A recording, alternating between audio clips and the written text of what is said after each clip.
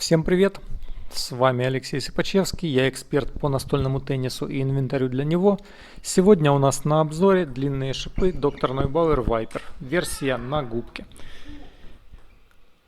Если вас интересуют обзоры версии без губки, то есть OX, то они у нас уже есть, ссылки под роликом. Даже разные обзоры, один про игру у стола, для которой эта накладка и заявлена. Этот обзор делал Максим Черепнин, а второй обзор про игру в защите вдали от стола, так как оказалось, что в дальней зоне Viper ничуть не менее эффективен, чем у стола. Этот обзор делал я.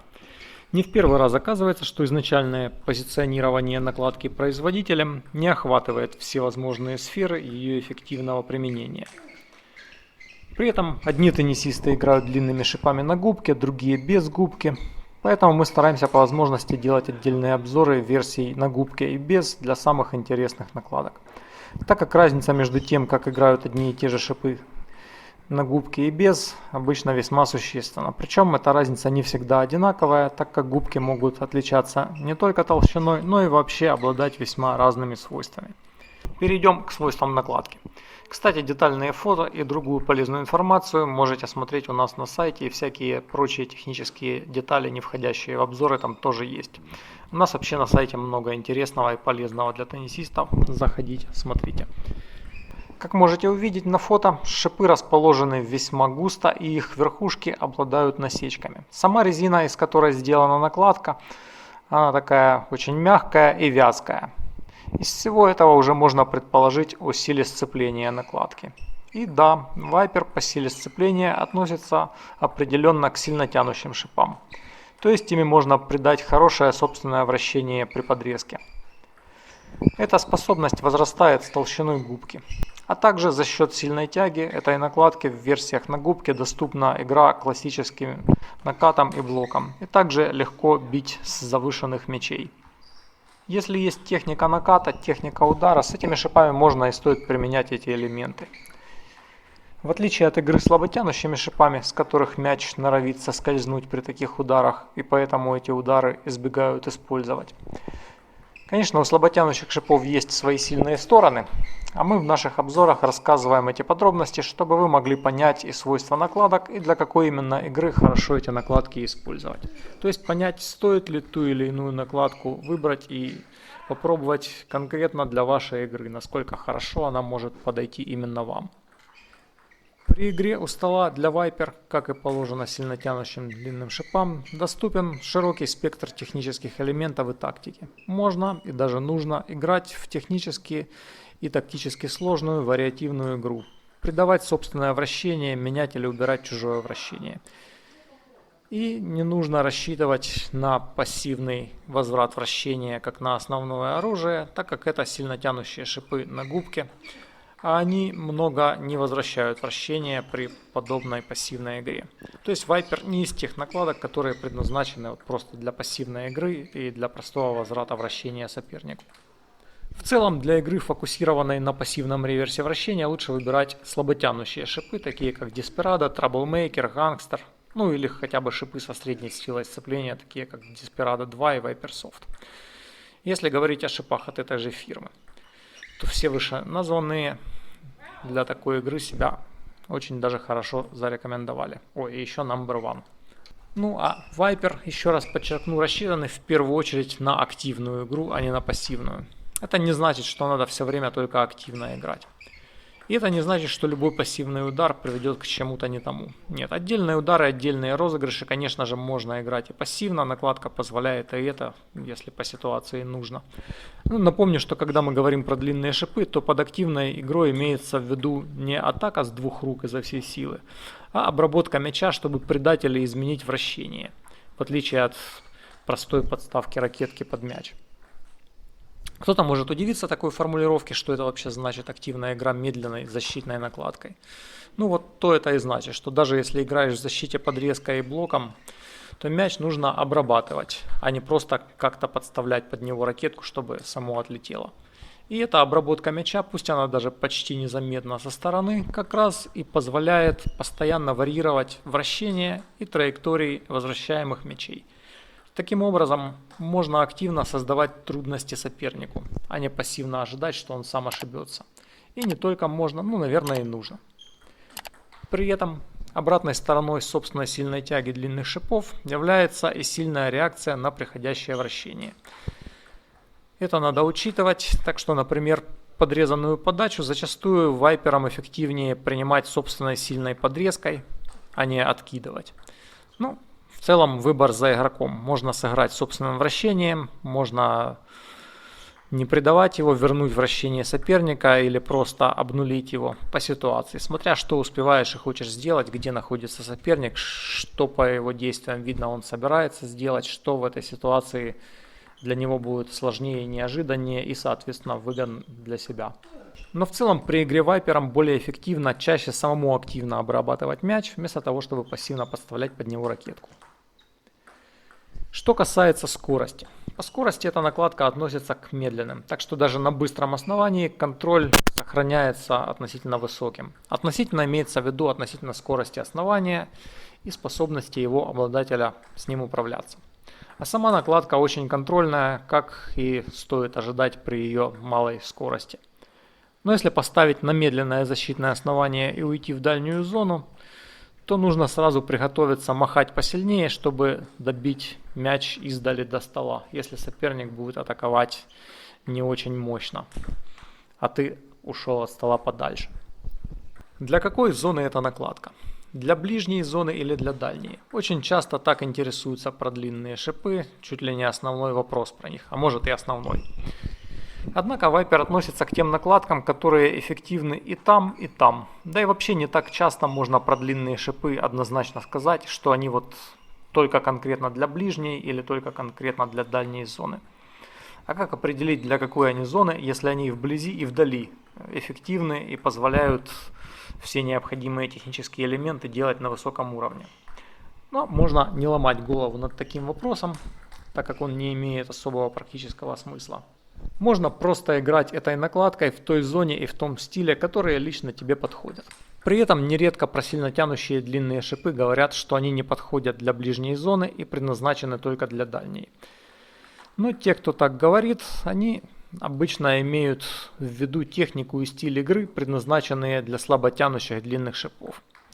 То есть такой стиль игры, когда весь расчет на пассивный блок или толчок или простой реверс вращения, а из активности только давление скоростью, когда соперник позволяет. Ну и техника соответствующая, рассчитанная на слаботянущие шипы. Конечно, при такой игре сильно тянущие длинные шипы не будут эффективны, и вообще ими такая игра не будет получаться. Но те, кто в таком смысле это говорят, они забывают о том, что есть другие стили, другие тактики игры, другая техника с применением даже и сильно тянущих шипов и соответствующей им техники. Выше я уже подробно сказал, как именно можно играть тянущими длинными шипами и что такое активная игра ими, в том числе у стола. Так что вопрос корректнее и продуктивнее ставить про конкретные варианты игры, а не про зону. Так как в одной и той же ближней зоне игра длинными шипами, слаботянущими без губки и сильно тянущими на губке отличается примерно всем. Игра в дальней зоне. Что касается применения вайпера там, то очень хорошо эти длинные шипы в дальней зоне подрезают. Во всех смыслах хорошо. И с точки зрения контроля, и с точки зрения сложности возврата для соперника. Ну и, конечно, хорошо позволяет варьировать все параметры выполняемых подрезок. Можно делать сильный запил или же возвращать плоский мяч, только имитирующий запил. Можно менять траекторию, дальность посадки мяча, в общем, все что угодно, лишь бы это научиться и натренироваться, чтобы техника позволяла это делать. Тут особо хочу подчеркнуть, что чтобы все это делать, нужно этому именно учиться, это нужно тренировать. Сама накладка это ни за кого не сделает, если ее владелец просто будет как-то тыкать мяч на ту сторону и ожидать, что там все необходимые сложности и напряги для соперника образуются. Нет, сами не образуются, это нужно делать, и это умение нужно ему учиться, нужно его тренировать. А вайпер раскрывает свой потенциал в руках теннисиста с активным и творческим отношением к игре, который не ленится учиться и тренироваться, чтобы его результаты улучшались. Кстати, из дальней зоны для Viper доступна не только игра подрезкой, но и игра дальним блоком. Об этом подчеркиваю специально, так как не все длинные шипы дают возможность применения этого элемента. В версии OX дальний блок у Viper тоже хорошо работает. В общем, и на губке, и без губки можно его этой накладкой применять. Зачем этот дальний блок вообще нужен? Почему не обойтись только подрезкой? Может такой вопрос прийти в голову, и вполне он уместен. Но ответ на него в том, что дальний блок, когда накладка позволяет его делать, это дополнительная хорошая техническая и тактическая вариация. Он, если очень сильно не присматриваться внимательно, выглядит похоже на подрезку, но дает совсем другой мяч. Поэтому, если ты часто делаешь сильные подрезки, а иногда делаешь дальний блок, то соперник может не заметить, что ты вместо очередной подрезки запустил мяч без нижнего вращения и по другой траектории. Он не будет к этому готов, сыграет по этому мячу как по подрезке и запустит свой топ-спин или удар, или что он там будет делать, куда попало. А еще дальний блок хорошо применять в ситуации, когда мяч очень быстрый и нет времени на замах для подрезки. Реверс вращения. Тут надо уточнить, о какой ситуации идет речь. Если говорить про активный реверс, то есть про возврат вращения при подрезке по топ-спину с хорошим вращением, то реверс очень сильный. Viper тут можно отнести к числу самых мощно возвращающих вращение накладок. Еще раз, речь идет про качественную техничную подрезку с хорошей обработкой мяча. Если же говорить про пассивный реверс, то есть если просто подставить ракетку под какой-то мяч с вращением, то тут ситуация будет отличаться. При пассивной подставке реверс не очень сильный, так как сильно тянущие шипы на губке значительную часть вращения съедают. Ну а если этому еще немного специально помочь, обработав мяч как надо, то и полностью могут убрать вращение и вернуть плоский мяч.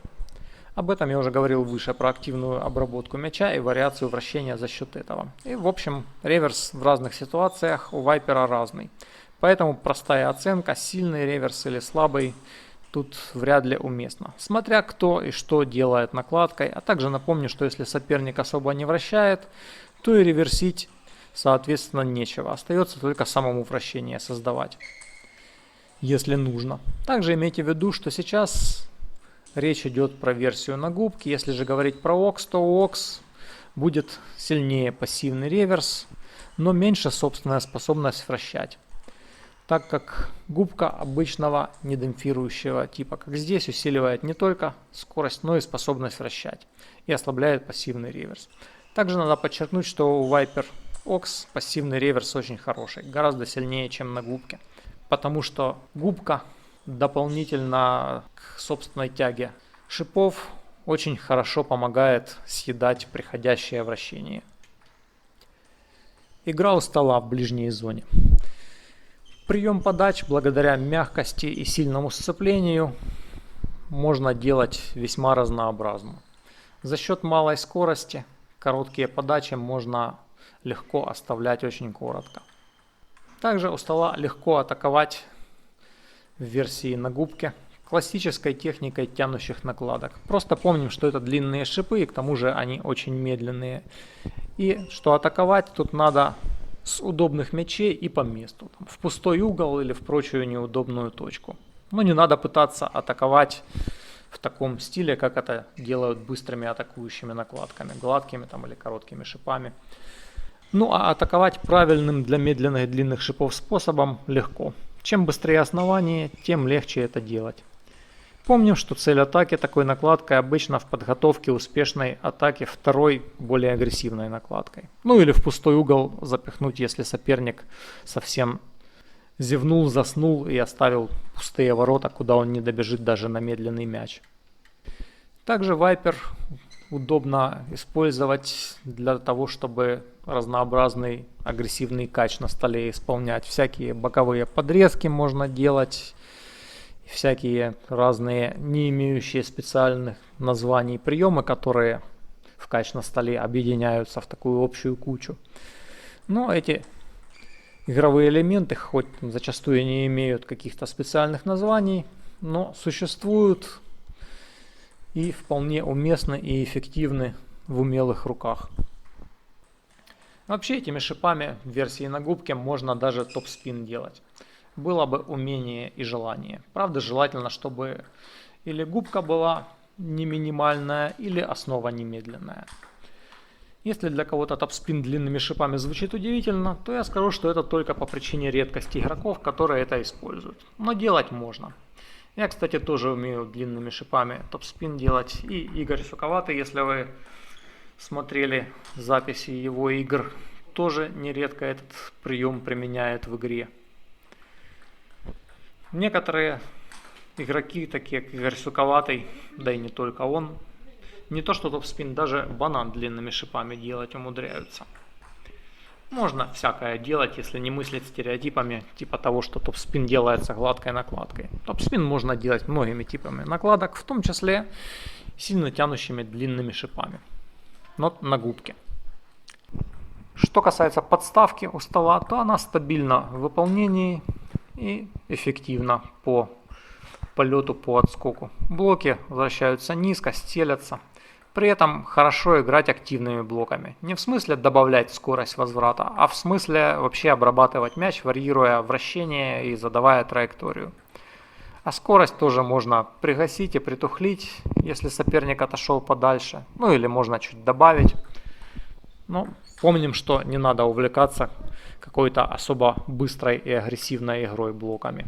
Длинные шипы все же не для того. Что касается сравнения с другими известными накладками от других фирм, можно сравнить с TSP или теперь Victus Curl P1R. Viper по сравнению с ними медленнее и контрольнее. Можно сравнить с Tip Grass DTEX. По сравнению с ними Viper намного медленнее и контрольнее. А тяга у Viper намного сильнее, так как Grass DTEX вообще к сильно тянущим шипам не относится. Также хочу отметить, что так как Viper это медленная накладка с максимальным контролем, ее можно рекомендовать в качестве первых шипов начинающему шиповику. Если есть желание учиться широкому спектру технических приемов и осваивать игру сильно тянущими длинными шипами. И, конечно, если есть настрой, играть вот в такой настольный теннис, для которого она разработана. Ну а если хочется играть в другом стиле, ну например, как слаботянущими шипами играют, то выбирать надо соответственно из них. Ну а мы в наших обзорах рассказываем, какие накладки для какого уровня и стиля игры можно выбирать и какое применение, какая техника и тактика им доступны и подходят. Напоминаю, что обзоры Viper без губки у нас выпущены отдельно, линки под роликом.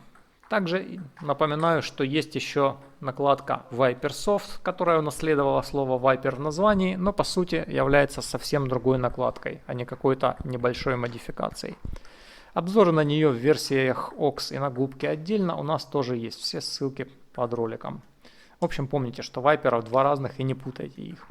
Для удобного выбора длинных шипов и вообще любых накладок пользуйтесь нашим сайтом. У нас там удобная система фильтров и характеристик. Мы это делаем, чтобы вам было удобнее подбирать себе накладки, основания под ваш уровень и стиль игры и прочие пожелания. Обращайтесь на наши контакты, если нужна помощь в подборе. А мы тестируем и изучаем инвентарь, чтобы разбираться в нем и быть способными помогать вам делать правильный выбор.